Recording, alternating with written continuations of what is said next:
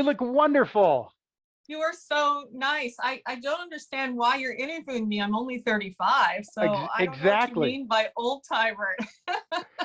Well, it's good old days. Yes.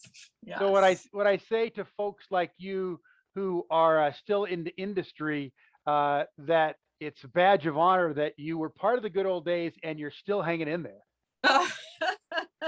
I guess so. I guess so. Thank you. Or crazy enough to still be hanging in there. Well, that could be part of the equation. Crazy enough. It's amazing the different perspectives I get from people who are still in it and people who are out of the business. It's so much different.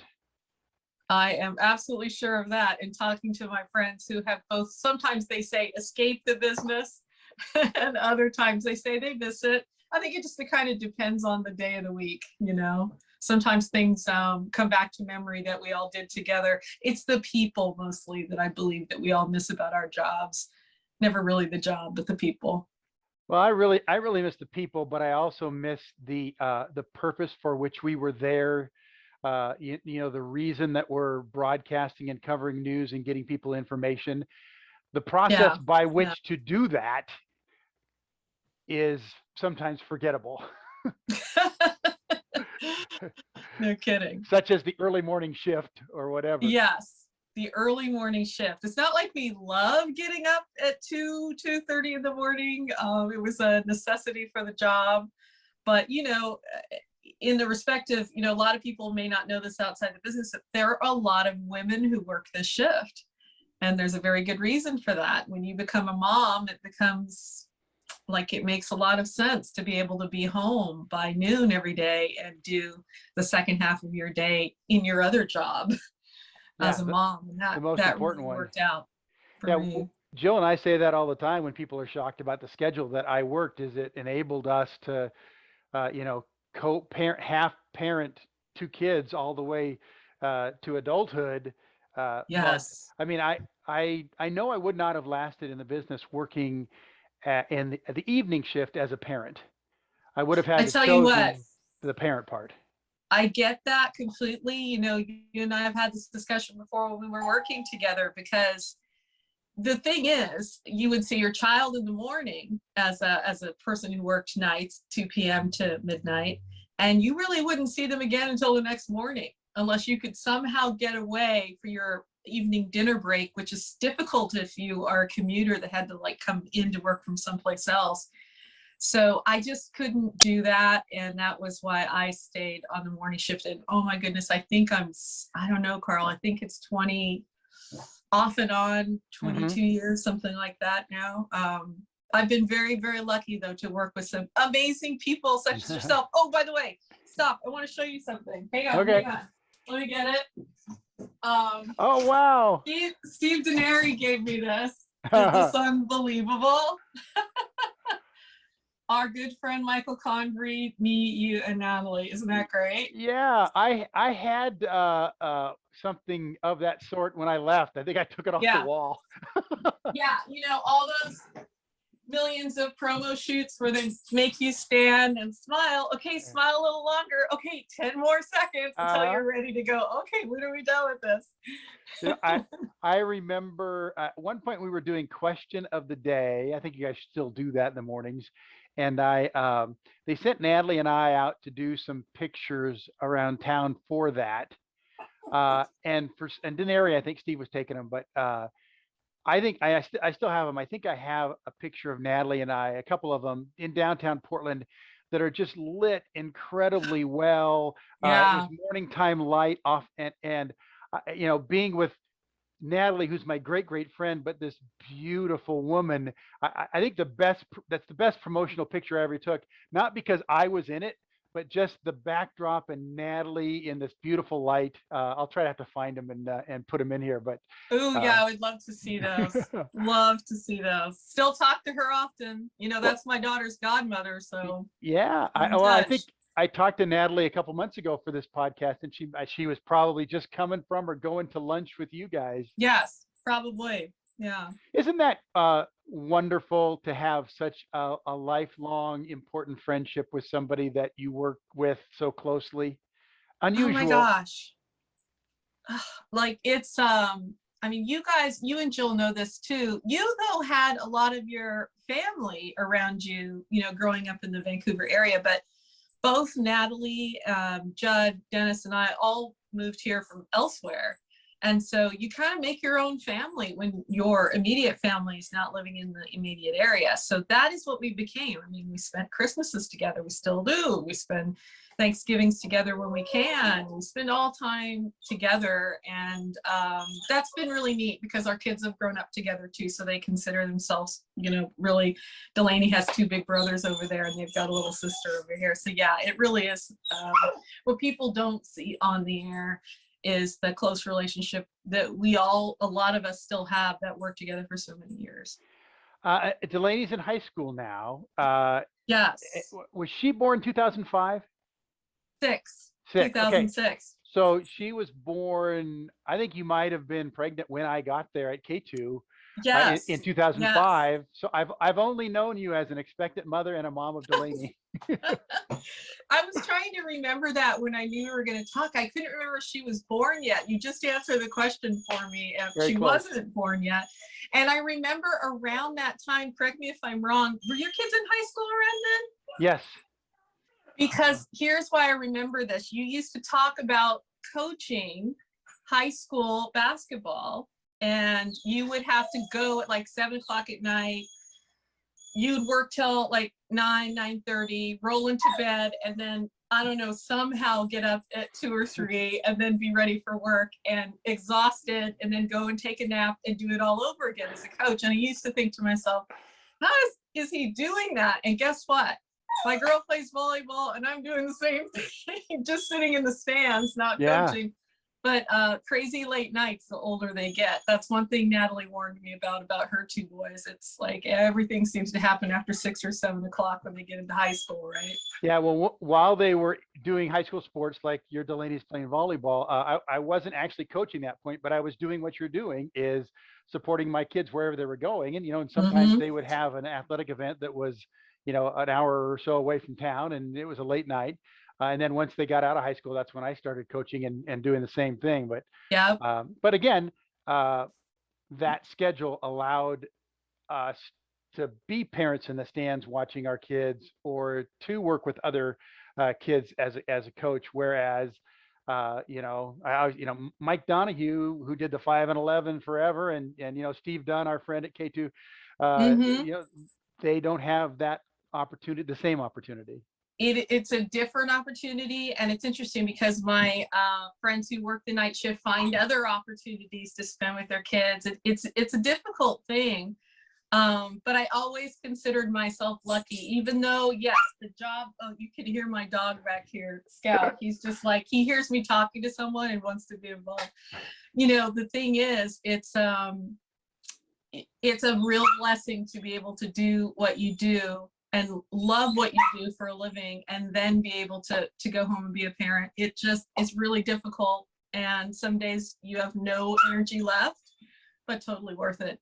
Totally. I could never tell on the air. You were always full of energy doing your job when we were. That's because it's so fun. You know, it was so much fun. And I was blessed to work with a lot of really great teams. Just like you, just like Michael, Natali. Gosh, I can't even, there's been probably, and they're all still friends and we're all still in touch, but there's probably about 10 or 15 people I could think of right now that I've worked with. But you know, that made the job a lot easier to get up for, to come in and work with your friends. Absolutely. That's the only way to get through it. If we didn't like each other, that would be a hard alarm clock to get up to in the morning. For sure. You didn't start out to be a weather forecaster, did you? I mean, I know at K2 you started in the promotions department. Yeah. So I started out in management. Oh gosh, in the early 90s. Yes. And I actually started out when Fisher was still around, before Sinclair bought Fisher. I started with Fisher in the Seattle area as a producer and worked my way up into show producing. I always thought I wanted to be in management. That was the goal. So when I was actually coming down to Portland, my boss up there had been promoted to become the general manager down here, Jim Boyer. He was my news director up in the Seattle area, in the Seattle market. Anyway, when I came down here, it was to kind of learn more about management and just sort of get my management chops. So I was given the job to be a community relations director. That was awesome. I mean, Carl, I was introduced to some of the most influential people here in the city that really, I mean, Lou Frederick, for goodness sake, speaking of ex-television folks that really knew their way around town. Michael Llewellyn. I mean, all these people just took me by the hand and said, okay, here, this is Portland. Yeah, this is what we need out of you. So it was really, I was really lucky in that respect that I met some amazing people who showed me, you know, the pulse of the city. So that's how I kind of learned what I was doing. And then along the way, about a year and a half or two into the job, Jim and Jan Allen, who was also a manager here, who was just, both of these two were some of the best bosses I've ever had. They asked me to audition for weather, and I thought they were both crazy. That's all I can say. They just had this wild hair that I should try out for weather. They knew my background, that I had been a communicator first. Right. But they were just curious as to if my conversational style of communication, because listen, they had both been my bosses, they had read my scripts, they had approved scripts over the years of mine, they knew. So they said, we were just wondering if that person could come out on television. If you can do that, we really want to see if you can do weather. Well, I'm like, I can do it, but I don't know if I can do weather. I know nothing about weather. So at that time, Matt Zaffino was here. Jim Little had just retired, I believe. Ron Peterson was here. Right. Jim Bosely was here. And they all took me under their wing and taught me as much as they could to just do an audition.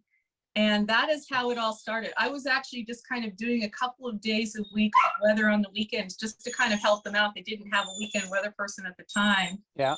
And then it turned into more of a job, a bigger job. And hey, stop that. You're going to be on camera here in a second if you don't stop all that. Oh, now he's like, no. Go. Anyway, so that's kind of how it all started. I really did not intend to do weather. I ended up, because I enjoyed the job so much, I ended up going on to get my 30 more credit hours I needed to get my American Meteorological Society seal, which a lot of our broadcasters around here have done. That's the old Mississippi State degree that all our weather forecasters are graduates of. I can't imagine how much money Mississippi State has made off of broadcasters across the country who we were all already in our jobs and wanted to learn more and do more. And that's what ended up happening. So I finished my part of that. Come on. I finished my part of that certification. There he is. I finished that right before I got married, like a month before I got married. This is my little buddy in the afternoons. And so that's what ended up being the turning point in my career. All of a sudden, I started to think more about doing weather full time, when at that time it was just really more of a whim. Yeah. And it stops. Yeah, it's so funny. And it ended up being really just what I ended up having was a moment in my life where I realized, wow, this is a dream, because I'm able to be a communicator in this business, explain something that can be complex to a lot of people, come into people's homes and really enjoy what I'm doing. And so all of those things combined in doing weather, it's why I stayed. That's why I still love it to this day. Well, you went from being a weather presenter to somebody who understood the science and could present and explain and forecast, which is a key to the job. Not everybody we see on TV presenting weather has the scientific background that you have and that many meteorologists have. You are good as a presenter, but you're so much more valuable at that job as the person with those skills that you developed, both learning from people who knew it and getting your degree. Yes, and thank you for that. But you know, it is interesting. I think there was a lot of on-the-job training. I mean, the flood of Absolutely. '96, some crazy windstorms around here. Not to mention climate change. There Mhm. has been a lot to sink our teeth into and learn about. That's absolutely true. There are things I've learned right along with the viewer. But you know, when you've done this as long as I have now, I mean, I'm on 27, almost 28 years. Yeah, there's a lot of on-the-job training that comes with it all, for sure. And I think that applies to all disciplines. I mean, I've got a degree in journalism and communications at Washington State, and I did my internship, but I continued learning about reporting, questions to ask, how to write, how to produce, how to storytell on the job for years and years and years from other reporters, from some managers, a lot of photographers. Uh, For sure. and if you're not learning while you're doing this, you're not getting better. Absolutely. And I think that is the key to it. You never stop learning. And maybe that might be the reason why I'm still doing this, to Hmm. be honest, because there is something to learn every day, as well as some knowledge to pass on every day. Because I think older people in this business, in the television business, we can't just hold all the knowledge to ourselves. We need to be passing this along to the younger generation. We can help each other. You know, the platforms have changed immensely, as you know, in how people even consume their news and their weather anymore. And so really between younger people in the business, digital journalism, Hmm. and us who've been here a while, we're all sharing our knowledge to, you know, for really the same goal, you know, to inform the viewer as best we can. This dog is just refusing to not be the story. Speaking of stories, here you Yeah, go. Yeah. that's all right. Well, he's quieter there. Yeah, that's right. Exactly. Method to my madness. So what has your job been like through the pandemic? Wow, good question, because I don't know that first of all, we had to learn how to use Zoom really, really well, and Teams really, really well. Had Have to you have always some been kind of going into the room to office? do it. Have you been What'd you doing say? stuff from home? Yeah. So what was interesting about for me during the pandemic was we really never stopped working. As you know, there was always news for the most part. It was where we were doing it from that changed. And for me, I was able to social distance. And you know how the studio is. There's 50 to 60 feet from me to the next person. So it was no problem there. But at the beginning of the pandemic, there was just so much we didn't know about you know, how much time we should be spending at work. And just the pandemic was just such a new thing that my bosses had me working half time at home and half time at work. So I'd literally go into the show and then I'd come back here home and then do whatever social media or whatever meetings, because, you know, with all of us being involved in charity work and everything else, still have meetings, and we all managed to get them done on Zoom. Or we went into classrooms on Zoom the same way that we would have gone out into, you know, classrooms to talk about weather. So it was interesting. I was still working and still at work, but not as many hours at work as I am now, obviously. But yeah. And remind me, forgive me because I moved to Central Oregon. The morning team now is you and Angelica, Yes. and Hannah Olson's doing Hannah. traffic, right? And Hannah Olson's doing traffic. Mike Warner out on the road in the Chevy Traverse Live Drive. He kind of does everything. He he He's is. another one of these photographers that can do pretty much anything. I love Mike Warner, and Yeah, you tell him I yeah, said that because you know what he did as a photographer who was basically just a hard-working photographer who was every place in the mornings to you know, getting in that vehicle that reports live, and I mean he's the perfect one-man band, and works his tail off, and I'm just so proud of him, or having had to work with him in the infancy of that, because right. I knew what such a hard worker he is, but he is so valuable.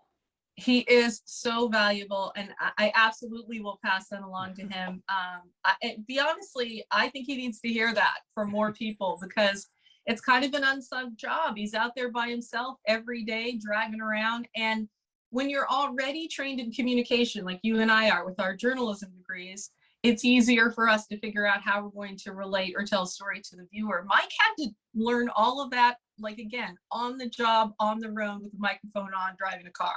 Yeah. I don't know if I could walk and chew gum like that myself. Yeah. Right away. I mean, it's almost like learning weather, Well, right out of the chute. So yeah, we it's don't pretty want him to incredible what he become does. a story because he's concentrating on talking and not driving. But Oh yeah. he just does a great job. Getting out of the car and interviewing, by the way, public officials, police officers, witnesses on the scene. I mean, I don't know what we would do without him, because he's just become such an integral part of our show. So yeah, it's been great. Does Angelica have a co-anchor? Angelica no longer has a co-anchor. Brian Wood was the co-anchor. And they just never replaced him, huh? No, we're always the last to know about the corporate stuff of it all. I have no idea whether we're going to replace him, but this is how we're rolling right now. Wow. Well, yeah, that's a Herculean job to do by yourself in the morning when it's 2.5 hours. Right. But you and I both know Angelica very well. If anybody could do that job, it's Angelica, right? I mean, she's tough as nails, smart as they come. Oh. And even though she may look, like she's got that tough exterior, she's a marshmallow under there too. Just a very kind human being. So. Oh, now I'm getting verklempt because you're reminding me of all these people I love to work with so much. Oh, Angelica and I got along great because we sat right across from each other when she first got there, and she anchored there before Natali moved to that shift. And oh God, what a kick in the pants. She's another one who will, just loves her job so much. She will do whatever is asked of her. Mm-hmm. And these are people that I admire in this business, and that I've been, lucky enough to work with. And I've also admired that about people across the street as well, at Channel 8, at Channel 6, and Channel 12. I mean, there's a morning show over there that's been around for a long time. We've all been around about the same amount of time. And, there's a real dedication to, it's really not just about our jobs, but really there's a dedication to making sure the viewers get exactly what they need every morning. That's what goes through my mind when I put together shows every day. Okay. Mm-hmm. If I'm sitting at home, what do I really need getting out the door? I don't want to waste people's time with other stuff, right? So. Is that someone you got to answer?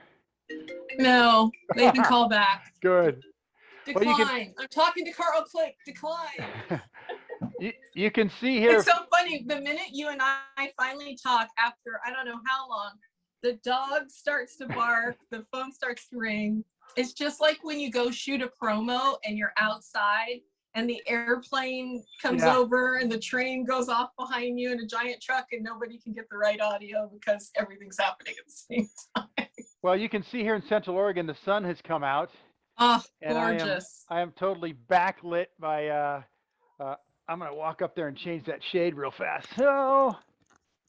Yeah, I mean, you guys are not too far away. So I no longer have to get out of the light. Your first snowflake should be coming, pretty soon. Snow level's going to drop pretty soon here in about a week or so. So I hear, because, I actually took my snow blower out and got fresh gasoline in it and tested it. So it would be ready. Okay. If I need it, because I don't want to get stuck with a driveway full of snow. That was because last year at this time, didn't you guys get a pretty decent snowstorm over there? Were you guys over there in October when? Oh yeah. It snowed pretty good. Yeah, I remember that. That was when we moved here permanently. That was one of the first purchases, was a snow blower, so we could get out of the driveway if needed. So you're still doing it and still loving it, and that's great. And I think that's wonderful. You should keep doing that as long as you want to. Ride the wave. You've been primarily at one place at KATU for most of that career. Have you you're a woman, you're a woman of color. What kind of challenges have faced you because of those situations? I mean, I've interviewed a lot of women and some folks of color that have had expressed, hey, let me tell you this that I didn't Yeah. know, being the white guy in the and the white man just going through the things. But there are different things that for different folks that present challenges. How has your run been? Wow, for me, Carl, I might have been kind of blind to some of it because I feel like my whole life has been a series of challenges in that way. I mean, I grew up in an all-white farming community in Eastern Washington, and then I went to BYU, and then now I lived in Seattle and Portland, so it's all about the same. Yeah.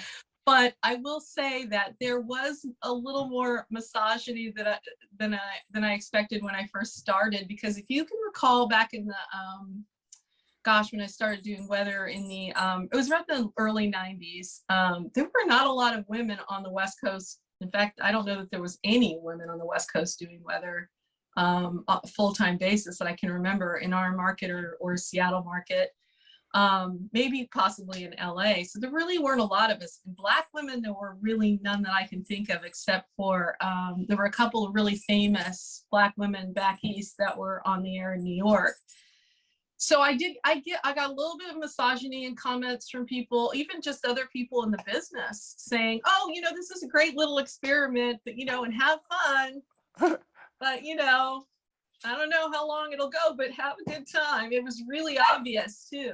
Yeah. But I'll tell you who really stood in my corner, who I really did not expect to, but who actually said to me, you are going to be me someday. And that was Jim Bosely. Really? Nice. He was like a father figure to me.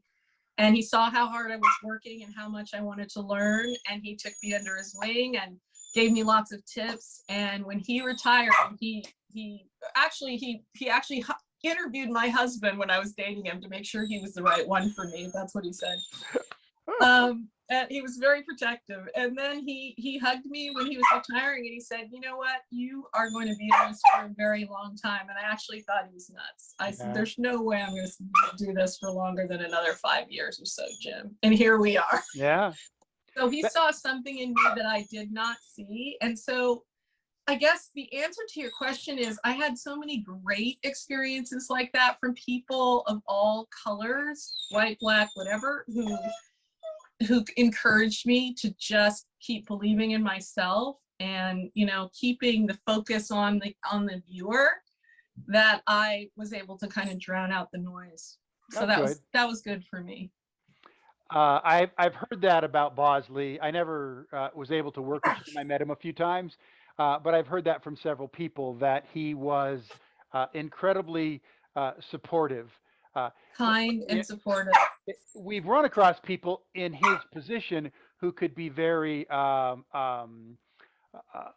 just protective of their turf, and maybe a little bit entitled. Yes. But that's the opposite of Jim. That I've heard from everybody. Yeah. I think I was a little intimidated when I think anybody would be. I mean, he has so much, just such a courageous individual, had a lot of years in the business, and, did 2 jobs, because you did his job for a while in AM Northwest. Not an easy gig to do that job and to do weather. And he split his shifts so that he could do both. So he was and he was doing that long before split shifts were happening, ever around Portland. And so he was just really, really a unique individual for his time. So yeah, he was intimidating at first because he was taller, it's a bigger guy. So he just kind of like come up to you and go, yeah, kid, what's your name? That was the old kind of 60s way of doing stuff. And I was like, what's your name? Okay. All right, come over here. Let's talk about these models. Because back in the day, with computer models and the few that we had to work with, I remember, it was a lot like with teleprompter. Remember how we used to have to tape the teleprompter scripts together so they could run through a machine so you could see them? We would basically have to rip all of the, out of the teletype, we'd have to rip the modeling and the maps off the teletype and put them on a bulletin board, right? Yeah. And so I would go in there and do that and watch Jim do his job and watch Matt do his job. And that was, really how I started out learning in the business. And he was just, at first intimidating, but again, the minute you got to know the man, would do anything for you. Well, the best story about that is I interviewed Margie early on one of these podcasts, and he was not happy that they brought her in to be a co-host, and he told her so. Oh man. But really quickly he realized, her strengths, and then welcomed her in, and they were such a great team on AM Northwest for so long. But it didn't start out that way. Wow. He needed a little warming up. I had never heard that story. Uh, Wow. Okay. And I know you've been incredibly generous with your time with lots of charities around town, especially the Diabetes Foundation. Yes. Is there still you're still doing that, I'm sure, but how is that progressing as far as research and the ability to help folks that need that kind of information and care? Yeah, it's amazing where JDF, it used to be called Juvenile Diabetes Foundation. Where it is now is they changed their name several years ago to Juvenile Diabetes Research Foundation because it became that important to them to be out there in the front of research. So it's interesting. They've had to really, like every other charity these last couple of years, pivot and figure something else out to, get their donations and their donation and funding work done in the community, something other than a gala and something other than, because it just has been COVID. So this year we're actually in about a week or so doing a drive-through event instead of walking around Portland International Raceway. They're going to allow all of the families of kids who have diabetes or type 1 diabetes or any type 1 diabetic who might be involved and who is raising money for it's usually called the One Walk, but I guess you can call it the One Drive, because they're going to get to drive around the track instead of walk, which is a really great COVID safe way to do it with all of us and our immune systems. I'm diabetic too. My husband's a type 1 diabetic. Our immune systems are nothing to be messed with right now with all this going around. So, they've really found ways to work it out and to pivot and to do different kind of fundraisers. But it's been, for me, a little sobering in that when I started helping to fundraise almost 26 years ago, and I was on the founding board for JDRF here in Oregon and Southwest Washington, it was, we thought maybe we'd have a cure for diabetes in 10 to 20 years. Yeah. So here we are. We're still looking at not a cure. But what I have been happy to see is all the research around, insulin pumps. Now that kids can have them, and it's basically like wearing a pancreas on your waist now that does the work for you. My husband has one, and they're life-saving. So many life-saving tools have been developed from the money from this research. Yeah. And that's really what it's all about. If you can't get the cure, we can at least have a better lifestyle for type 1 diabetics, and that's what we're all working towards. I had a girl on the basketball team I coached last year who's diabetic, and she has that patch or that pump on her while she's playing games, and that enables her to be able to compete at the level that she wanted to compete at. Whereas 10, 15 years ago, that would not have been possible. She either couldn't compete or she would have had to stop for injections or that kind of stuff. Yeah. I mean, that's one of the examples of the positivity coming out of all that money you've been raising. It really is. And also, I think just the moral support. There are now so many platforms where people can go online and get that support. And parents, I mean, the numbers are still pretty high of how many people are being diagnosed with type 1 every year, millions really. And the information is out there. 27 years ago, it wasn't. It was hard to find. And now it's out there, and it's out there in the form of support groups in just about every platform. And it's nice to be able to put all of these people together. And it's also nice to see these kids grow up and become amazing humans. And I say that because, like I said, when I started this, some of the kids with type 1 that I met are now in their 30s and married Mm-hmm. and doing well. And back then, those were question marks. We weren't sure that these kids were, going to grow up without a lot of complications. And so there's just been it's one of those double-edged swords. It's like, I'd love to see a cure, we all would, but on this, on the same token, there has been so much in the way of advances in people being able to live an almost healthy, normal lifestyle. Well, I remember talking about educating people. You and I talked about it in the newsroom and on the set. Yeah, I always wanted to know if you ever had a diabetic episode, what would we want to do? And you said, okay, orange juice. Here's everything in the vending machine that can help me and all that kind of stuff. Yeah, So I was ready to help out, but I don't ever remember. You've managed yours so well that it's never really affected you on the air that I noticed. Have you yeah. ever had an issue? I have had a couple of times where my blood sugar has gone low, but do you remember in the Weather Center how we always had a refrigerator? And Mm-hmm, I don't know yeah. if you ever saw my drawer full of almost like candy and granola bars and stuff. There was Yeah, a method to the madness. I would right. always have that around in case I did have low blood sugar and I wouldn't have to, call on you guys to run to the vending machine. So I always had stuff around, and every once in a while that will happen. I think the unfortunate thing about being a diabetic is the longer you're diabetic, the better you get at managing it most of the time, because you have to. It's life or death. You have to Right. get better at it.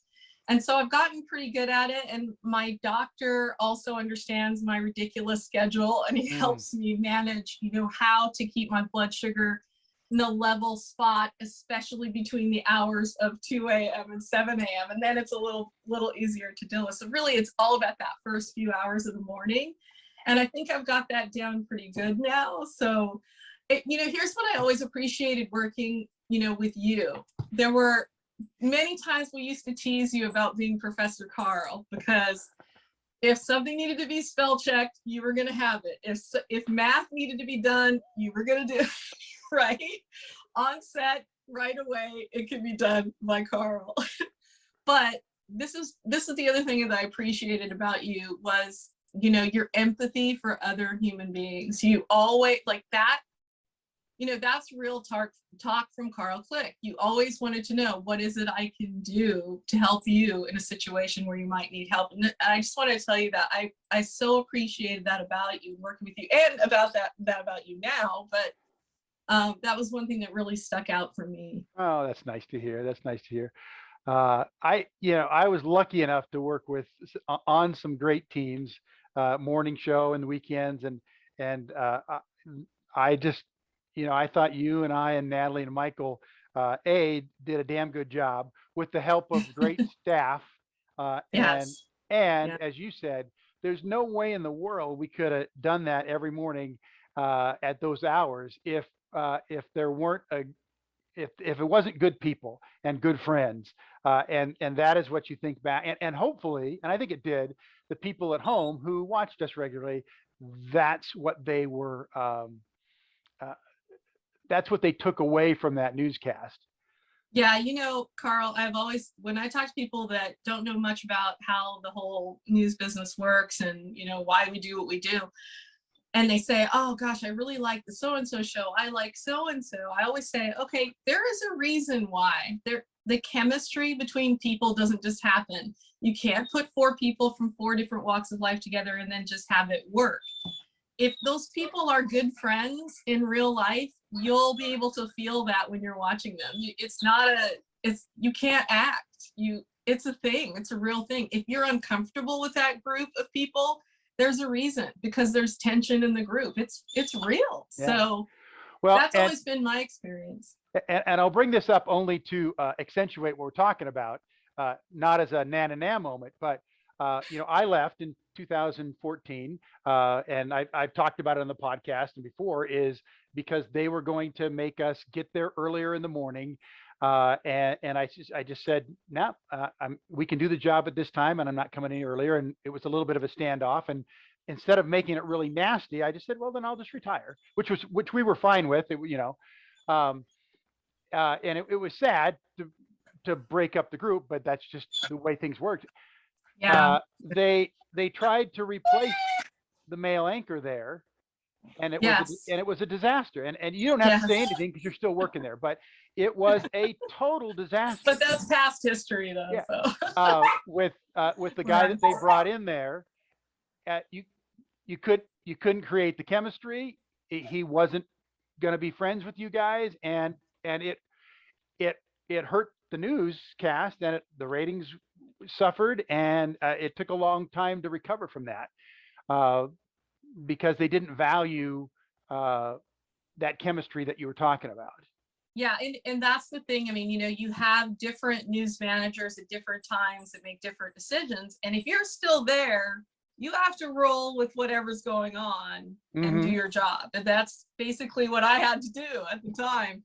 Yeah, that was really an interesting time. I will say, at every single station in Portland, there's been a situation like that where people have had to just make the chemistry work until otherwise directed, right? Until managers decide what it should be next. So yeah, it's been, to actually have been on the air this long, I feel like is a blessing in this space, in this town.